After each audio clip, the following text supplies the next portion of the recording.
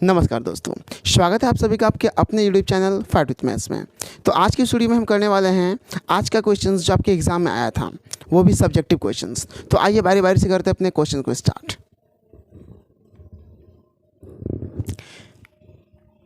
देखिए, आपका पहला क्वेश्चन आया था कि अभाज्य गुणनखंड विधि द्वारा 510 और 92 का एचसीएफ और एलसीएम ज्ञात कीजिए। देखिए, आपको अभाज्य गुणनखंड द्वारा 510 का और 92 का एचसीएफ और एलसीएम दोनों निकालना है। तो सबसे पहले हम लोग करते हैं इसका गुणनखंड। देखिए, तो 5 का गुणनखंड करते हैं अपन। ये देखिए, 5 से 5, 5 कम 5, 5 दूना 10, फिर 2 से 2 5 10, 2 का 2, फिर 3 से 3 का 3, 3 7 21। अब करते हैं 92 का। 2 चौके 8, 2 छः 12, फिर 2 दूना 4, 2 तिया 6, यानी 510 को लिखेंगे अपन 2 गुना 3 गुना 5 और 92 को लिखेंगे 2 गुना 2 गुना 23। देखिए, तो आपका जो कॉमन आया दोनों में वो क्या आया? 2 आया। इसका मतलब आपका एचसीएफ कितना आ गया? आपका 2 आया। ये एक आप आंसर हो गया। और दूसरा आपसे पूछ रहा था एलसीएम। क्या पूछ रहा था? एलसीएम। तो एलसीएम के लिए इसको लेंगे 2 और बाकी बात जितना भी है सबको ले लेंगे, यानी 2 गुना 3 गुना 5 गुना 23। इस सबको जब आप गुना करेंगे तो ये आपका आएगा 23,460, यानी ये आपका क्या हो गया? एलसीएम। यानी 510 92 का आपका एचसीएफ आया 2 और एलसीएम आ गया आपका 23,460। देखिए, क्वेश्चन नंबर 2 में आपका आया था कि बहुपद P x 3x² plus 7x minus 6 को बहुपद जी एक्स यानी x प्लस 3 से भाग दीजिए तथा भागफल एवं शेषफल ज्ञात कीजिए। यानी आपको ये जो पी एक्स है 3x² प्लस 7x माइनस 6, इसको भाग देना था आपका जी एक्स यानी x प्लस 3 से। तो देखिए, इसको कैसे भाग देते हैं अपन? सबसे पहला काम हमारा होता है कि इस पहले वाला जो टर्म है इसको पूरा करना है। तो x को क्या चीज़ से मल्टीप्लाई करना पड़ेगा? 3x से, यानी x इंटू 3x स्क्वायर। अब इसके साथ 3 भी तो है, तो 3 इंटू 3x तो कितना हो जाएगा आपका? 9x। साइन को चेंज कर देते हैं, प्लस है तो माइनस, प्लस है तो माइनस, ये आपका कट जाएगा। यहाँ पे क्या बचा? -2x -9x और प्लस 7x, यानी -2x और -6। अब देखिए, हमको पूरा करना -2x, तो x को क्या चीज़ से मल्टीप्लाई करेंगे? तो -2 से। तो -2 इंटू एक्स तो क्या हो जाएगा? -2x और +3 इंटू -2 तो -6। ये माइनस है तो प्लस, माइनस है तो प्लस, ये आपका कैंसिल, ये आपका कैंसिल। कितना आ गया? रिमाइंडर आपका 0। यानी आपका जो भागफल कितना आया? 3x - 2 और आपका जो शेषफल कितना आ गया आपका? 0।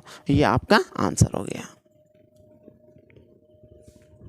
जल्दी से आप लोग चेक करके बताइए कि आप लोगों ने कितना कितना सही किया। कमेंट बॉक्स में कमेंट कीजिए। देखिए, तीसरा क्वेश्चन आपका आया था कि 124 और 148 के एचसीएफ यूक्लिड विभाजन एल्गोरिदम का प्रयोग करके ज्ञात कीजिए। तो देखिए, यूक्लिड विभाजन एल्गोरिदम हम लोग क्या करते हैं? इस दोनों को आपस में डिवाइड करेंगे, ठीक है? और तब तक डिवाइड करते जाएंगे जब तक कि हमारा शेषफल 0 ना आ जाए। देखिएगा, 124 से भाग देंगे 148 को, एक बार में जाएगा 124, आपका 24 बच जाएगा। अब फिर से 24 से भाग देंगे किसको? 124 को, तो 5 बार में लेते हैं। 5 चौके 20, 5 दूना 10 और 10 2 12, यानी 120 आएगा आपका, 4 बच जाएगा। फिर 4 से भाग देंगे 24 को, तो 4 छके 24। अब आप देख पा रहे हैं कि आपका जो शेषफल वो 0 आ चुका है, यानी आपका जो एचसीएफ आया वो एचसीएफ कितना आया? 4। ये होगा आपका आंसर। देखिए, अगला आपका क्वेश्चन था ग्राफी विधि से हल कीजिए 2x प्लस वाई माइनस 6 बराबर 0 और 2x माइनस वाई माइनस 2 बराबर 0। ये आपका 2 समीकरण दिया हुआ है, ठीक है? आपको इसका ग्राफ बनाना है। अच्छा बताइए, ये कैसा समीकरण है? रैखिक समीकरण। और ये कैसा समीकरण, ये भी रैखिक समीकरण। और आपको पता होना चाहिए कि रैखिक समीकरण का जो ग्राफ बनता है वो एक सीधी रेखा बनेगा। ठीक है, तो सबसे पहले हम लोग इसको ड्रॉ करते हैं। लेते हैं समीकरण 1 को। समीकरण 2x प्लस वाई माइनस 6 बराबर 0 से। ठीक है, तो 2x प्लस वाई बराबर 6 लेते हैं। x बराबर 0 माना, x बराबर 0, तो x को जब 0 मानेंगे तो y का मान कितना आ जाएगा, y का मान आ जाएगा 6। यानी पहला बिंदु कितना आ गया आपका 0,6। देखिए, एक रैखिक समीकरण को ड्रॉ करने के लिए हमको कम से कम 2 पॉइंट चाहिए। ठीक है, तो हम लोग उस 2 पॉइंट को निकालते हैं। हमने x का वैल्यू को 0 माना तो y कितना आ गया 6। अब हम y के वैल्यू को मान लेते हैं 0 ना, y का वैल्यू को मान लेते हैं 0, तो x का वैल्यू कितना आ जाएगा आपका 0 मानेंगे, यानी 2x बराबर 6 यानी 3 आ जाएगा आपका। यानी दूसरा पॉइंट क्या आया 3,0। ठीक है, अब लेते हैं समीकरण 2 को।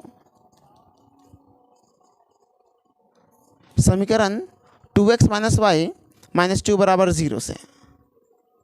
ठीक है, यानी 2x माइनस वाई बराबर 2। अब हम यहाँ पे मानते हैं, माना x बराबर 0, तो जब x को 0 मानेंगे तो y के वैल्यू आ जाएगा आपका -2। और जब y बराबर 0 मानेंगे तो x का वैल्यू आ जाएगा आपका 1। तो यहाँ से हमको पॉइंट मिल गया 0,-2 और यहाँ से पॉइंट मिल गया 1,0। देखिएगा ध्यान से, हम लोग सबसे पहले x को लिखते हैं, बाद में y को लिखेंगे। तो हमें पॉइंट मिल चुके। देखिए, हमने यहाँ पे 4 पॉइंट निकाल लिया है। ठीक है ना, एक समीकरण के लिए 2 पॉइंट और दूसरे समीकरण के लिए 2 पॉइंट। अब चलते हैं अब इस पॉइंट को प्लॉट करते हैं ग्राफ पे। तो एक छोटा सा ग्राफ बनाते हैं अपन यहाँ पे। देखिए, ये होता है आपका x अक्ष और ये होता है आपका y अक्ष। ये y प्लस, नीचे y माइनस, ये होता है आपका x प्लस और ये होता है आपका x माइनस। बीच में होता है आपका 0,0 मूल बिंदु। तो अपन इसका ग्राफ बनाते हैं। 1 2 3 4 5 6, इधर भी 1 2 3 4 5 6, इधर भी -1 -2 -3 -4 -5, -1 -2 -3 -4 -5। फिलहाल हमारे पास ग्राफ नहीं, तो हम क्या कर रहे हैं, इसको बोर्ड पे ही ड्रॉ कर दे रहे हैं। ठीक है, अब पहला पॉइंट आपका क्या है 0,6। तो बताइए 0,6 कहाँ पे आएगा। याद रखिएगा, अगर दोनों में से अगर कोई 0 आएगा तो कभी भी आपका चतुर्थांश में लाई नहीं करेगा, वो हमेशा लाइन में लाई करेगा। ठीक है ना, वो बिंदु। तो 0,6 कहाँ पे, देखिए x में 0 है, यानी x पे नहीं गया है किस पे, y पे, और वो भी कितना 6, यानी ये पॉइंट आपका हो जाएगा 0,6। ठीक है, दूसरा पॉइंट है 3,0। तो 3,0 आपका यहाँ पे आ जाएगा 3,0। अब प्यार से क्या कीजिए, स्केल रखिए और दोनों बिंदु को इस तरह से मिला दीजिए आराम से। ये आपका बन गया एक रेखा। इस रेखा का नाम क्या हो जाएगा, नामकरण कर दीजिए इसका 2x प्लस वाई माइनस 6 बराबर 0। अब आते हैं इस रेखा पे। ठीक है ना, इसका बिंदु क्या था आपका 0,-2। तो देखिए, तो 0,-2 कहाँ पे आएगा, ये आपका आ जाएगा यहाँ पे 0,-2। और दूसरा पॉइंट था 1,0। 1,0 आपका आएगा यहाँ पे 1,0। देखिए, अब ये वाला और इस बिंदु को क्या करेंगे, मिला देंगे हम लोग आराम से, सीधा एकदम सीधा खींच के लेके चले जाइए आप। ठीक है, और इसका नाम क्या हो जाएगा, इसका नाम हो जाएगा 2x माइनस वाई माइनस 2 बराबर 0।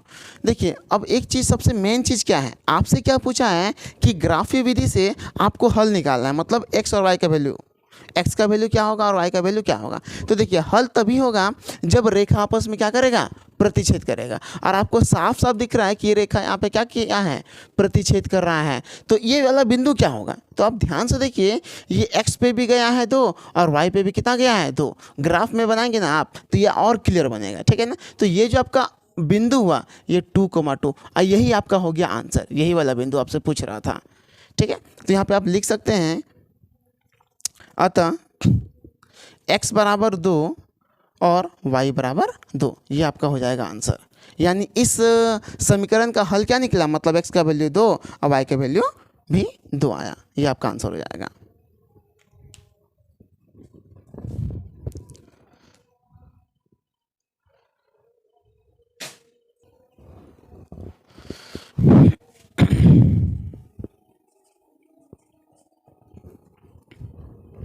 आइए देखते हैं अगला क्वेश्चन। क्वेश्चन आपका था कि आकृति में देखिए आपका एक फिगर दिया हुआ है, ठीक है ना। ये है आपका ए बी सी डी, ये आपका एक वर्ग है, ठीक है। अब वर्ग का चारों भुजा क्या बराबर होता है। अब देखिए छायांकित भाग का क्षेत्रफल ज्ञात कीजिए, मतलब ये छायांकित भाग है, हमने जो डॉटेड लाइन किया हुआ है इसका आपको एरिया निकालना है। जहाँ ए बी सी डी भुजा 14 सेंटीमीटर का एक वर्ग है। देखिए ये आपका कितना है, 14 सेंटीमीटर, 14 सेंटीमीटर, 14 सेंटीमीटर, ये भी 14। अब क्योंकि वर्ग है तो जाहिर सी बात है कि चारों साइड क्या होगा, बराबर होगा। अब एक बात बताइए, अगर ये 14 सेंटीमीटर है, मतलब एक देखिए यहाँ पे एक जो आपका सर्कल, एक वृत्त जो है उसका व्यास कितना हो जाएगा, 7। कितना होगा, 7। तो इसका वृत्त का त्रिज्या कितना होगा, वृत्त का जो त्रिज्या आएगा यानी आर जो आएगा वो आ जाएगा 7/2, क्योंकि एक वृत्त का व्यास कितना, 7 और दूसरा का भी 7, तब ना ये 14 होगा पूरा, क्योंकि ये पूरा सटा हुआ है, ठीक है। अच्छा तो यहाँ पे कौन सा हम लोग क्या करेंगे, यहाँ पे देखिए एकदम अगर आप ध्यान से देखिएगा तो ये काफ़ी सिंपल से बनेगा। ये कह रहा है कि ए बी सी एक वर्ग है, तो वर्ग का जो क्षेत्रफल होगा उसमें से अगर हम 4 वृत्त का क्षेत्रफल को माइनस कर देंगे तो हमारा आंसर ऑटोमेटिक आ जाएगा। देखिए वर्ग का क्षेत्रफल और माइनस 4 वृत्त का क्षेत्रफल, क्योंकि चारों का चारों वृत्त जो है ना एक ही साइज का है, सबका क्षेत्रफल समान होगा। तो देखिए लिखेंगे यहाँ पे वृत्त का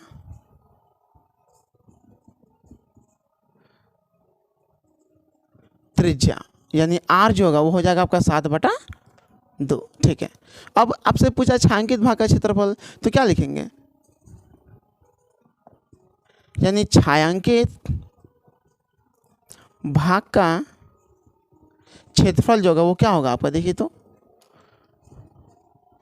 वर्ग का क्षेत्रफल और माइनस में 4 वृत्त का क्षेत्रफल, माइनस में 4 वृत्त का क्षेत्रफल।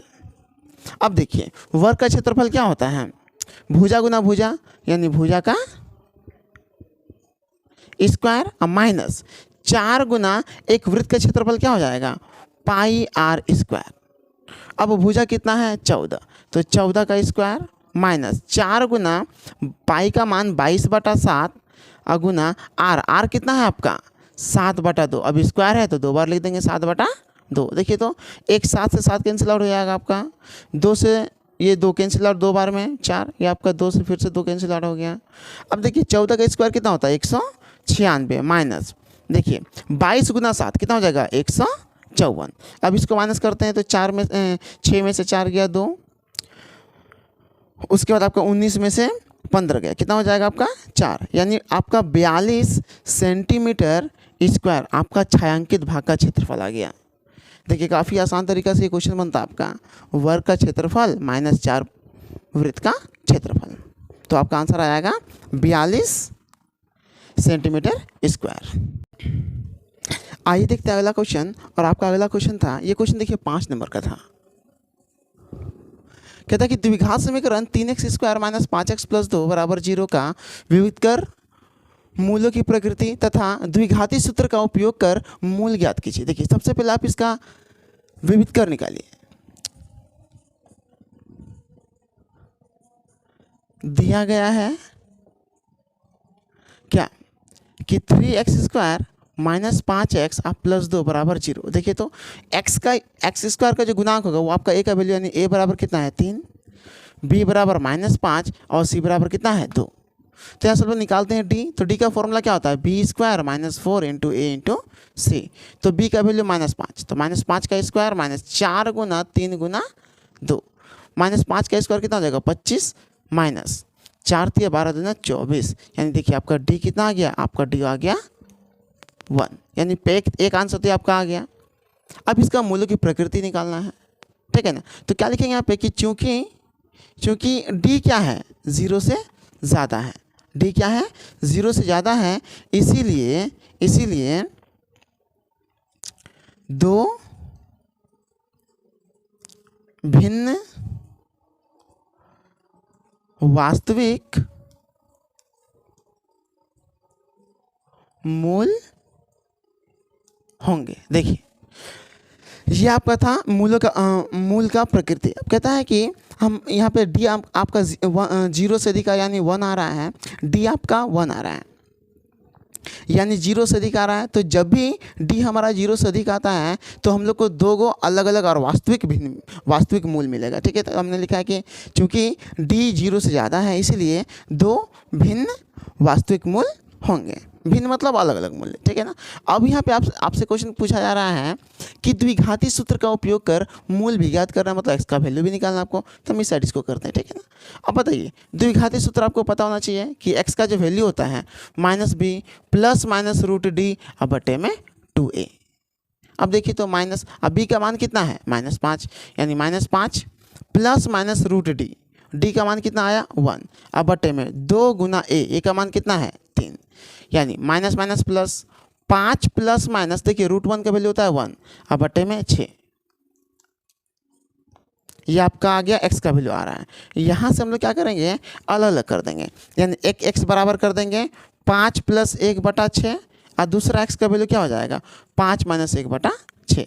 यहाँ से आपको मिल गया 5 और 1 6/6 यानी x का वैल्यू कितना मिल गया आपको 1 मिल गया। और दूसरा x का वैल्यू यहाँ पे मिल जा रहा है 4/6 यानी 2 दूना 4 2 तिया 6 यानी यहाँ से x का मान कितना आ गया 2/3। तो ये आपका हो गया यानी आपका फाइनली x का वैल्यू क्या क्या आया, x का वैल्यू आया 1 और 2/3। तो ये आपका एक आंसर आ गया, ये तीसरा आंसर। ये क्वेश्चन था आपका 5 नंबर का। आप ध्यान से देख लीजिए कहीं आपने मिस्टेक तो नहीं किया है। देखते हैं अगला क्वेश्चन क्या दिया हुआ था।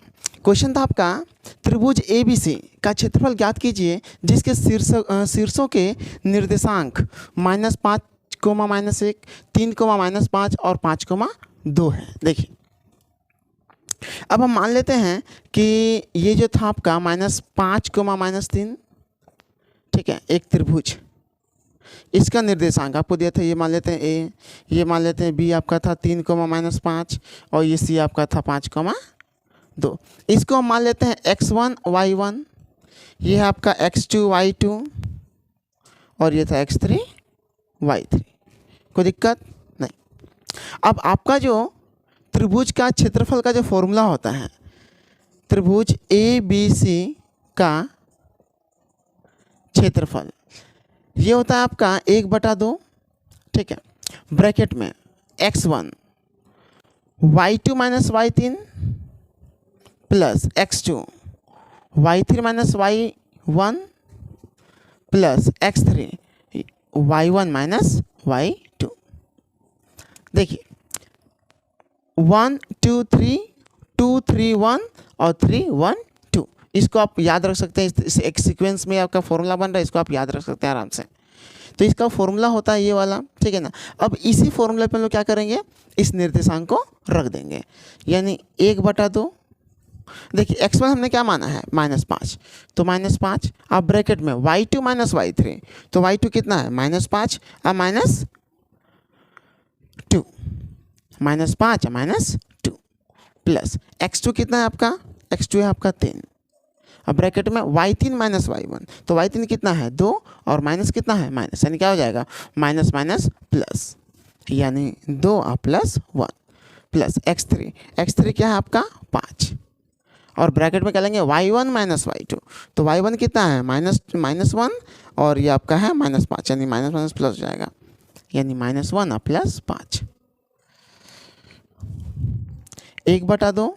देखिए -5 - 2 -7 और यहाँ पे -5 गुना में है, तो ये क्या हो जाएगा आपका 7 × 5 = 35, माइनस प्लस हो जाएगा, प्लस 2 और 1 3 3 तिया 9 प्लस यहाँ देखिए 4 - 1 5 - 1 4 4 5 = 20, यानी 1/2 गुना, इस सबको ऐड करते हैं कितना हो जाएगा 35 और 9 आपका हो जाएगा 44 और 20 64, ये आपका आ गया 64।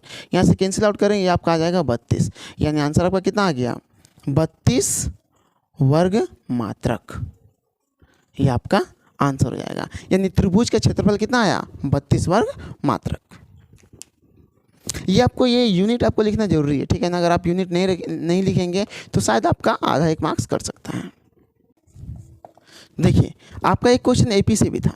अब एपी का क्वेश्चन क्या कह रहा है, कहता है कि एक एपी में ए बराबर दिया है कितना 7, यानी पहला पद आपका कितना दिया है 7, और ए 13 मतलब 13वां पद कितना दिया है 35 दिया है। डी और एस 13 मतलब कि 13 टर्म जो होगा 13 जो आपका पद था सबका योग कितना होगा, ठीक है ना, यानी S13। तो सबसे पहले हम लेते हैं इसको A13 को। A13 कितना दिया है 35। अब आपको पता है कि A13 को क्या लिख सकते हैं, A + 12D बराबर कितना है 35। अब A का मान कितना है 7, तो 7 रखते हैं यहाँ पे, प्लस 12D बराबर 35, यानी 12D बराबर कितना हो जाएगा 35 - 7, यानी 12D बराबर कितना आ गया आपका 28, यानी यहाँ से D का मान कितना आएगा 28 बटे में 12। इसको कैंसिल आउट करते हैं, 4 तिया 12, 4 सत्ते 28, यानी डी का जो मान है आपका 7/3 आ गया। ये आपका एक आंसर आ गया, डी का मान निकालना था। उसके बाद आपको निकालना है S13। तो देखिए, तो अब S13 तो इसका फॉर्मूला क्या हो जाएगा, n/2। n का वैल्यू कितना दिया 13 दिया है, यानी कितना हो जाएगा 13/2, और यहाँ पे फॉर्मूला क्या हो जाएगा a + an। फॉर्मूला क्या हो जाएगा, ए का मान कितना है आपका 7 प्लस an कितना है आपका 35। यहाँ पे हमने इस फॉर्मूले का इस्तेमाल कर रहे हैं हमने, ठीक है ना। देखिए फॉर्मूला हम यहाँ पे लिख दे रहे हैं, यानी Sn का फॉर्मूला क्या हो जाएगा n/2 अब ब्रैकेट में a + an। इसी फॉर्मूला का हमने इस्तेमाल किया। ऐसा इस फॉर्मूला का इस्तेमाल क्यों किए, क्योंकि यहाँ पे आपको an यानी A13 आपको दिया हुआ है, यानी 13/2 ब्रैकेट में इसको ऐड कर देते हैं, 35 और 7 कितना हो जाएगा 42। इसको कैंसिल आउट कीजिए आप, 2 से 2 एकम 2, 2 दूना 4, 2 एका 2, यानी कितना आ गया 21 गुना 13 एकम 13, 13 दूना 26, 26 और 1 27, यानी आपका 273 आपका S13 आ गया। ये आपका हो गया आंसर, यानी S13 बराबर 273 और D बराबर 7/3 आया। देखिए एक क्वेश्चन आपका था प्रोबेबिलिटी का, प्रायिकता का। क्वेश्चन कहता है कि काजल एक सिक्के को एक बार उछालती है, निम्न को प्राप्त करने की प्रायिकता क्या होगी, या फिर निम्न को प्राप्त करने की प्रायिकता ज्ञात कीजिए। पहला है कि एक चीत और एक पट। बताइए यहाँ पे अगर एक सिक्के को उछालेंगे तो कुल संभव परिणाम कितना आएगा, कुल संभव परिणाम आपका आएगा 2। कौन कौन सा आएगा, एक आएगा आपका चीत, एक आएगा आपका पट, हेड और टेल आएगा। अब आपसे क्या पूछ रहा है, एक चीत का प्रोबेबिलिटी पूछ रहा है, यानी यहाँ पे लिखेंगे P और यहाँ पे लिखेंगे एक चीत, एक चीत। अब चीत कितना है, एक ही तो है, यानी 1/2, और ये हो गया पहला। और दूसरा का क्या हो जाएगा, एक पट का, और एक पट का भी क्या होगा प्रायिकता 1/2। तो ये आपका आंसर हो जाएगा 1/2 और 1/2। तो आइए देखते हैं इस वीडियो का लास्ट क्वेश्चन। देखिए क्वेश्चन आपका था एक छोटा सा क्वेश्चन था, 2 मार्क्स का ये क्वेश्चन था आपका, कि sin 60 गुना cos 30 प्लस sin 30 गुना cos 60, इसका मान आपको निकालना था। अब sin 60 का वैल्यू कितना होता है √3/2 गुना cos 30 का वैल्यू उतना ही होता है √3/2 प्लस अब sin 30 का वैल्यू 1/2 गुना cos 60 का वैल्यू कितना होता है 1/2। √3 गुना √3 3/2 गुना 2 4 प्लस 1 गुना 1 1/2 गुना 2 4, तो 3/4 प्लस 1/4 कितना होगा 4/4। ये कैंसिल आउट होकर कितना आ जाएगा आपका आंसर 1। ये क्वेश्चन था आज का 25 मार्च जो आपने एग्ज़ाम आपका हुआ क्लास 10 का, झारखंड बोर्ड का जो एग्ज़ाम हुआ आज क्लास 10 का, उसका ये क्वेश्चन था आपका सब्जेक्टिव क्वेश्चंस। तो गाइस आज के लिए बस इतना ही, मिलते हैं हम लोग अगले वीडियो में। और गाइस अगर आपको मेरा ये वीडियो पसंद आता है तो प्लीज़ मेरे चैनल को सब्सक्राइब करें, साथ ही साथ मेरे दोस्तों को भी शेयर करें। धन्यवाद।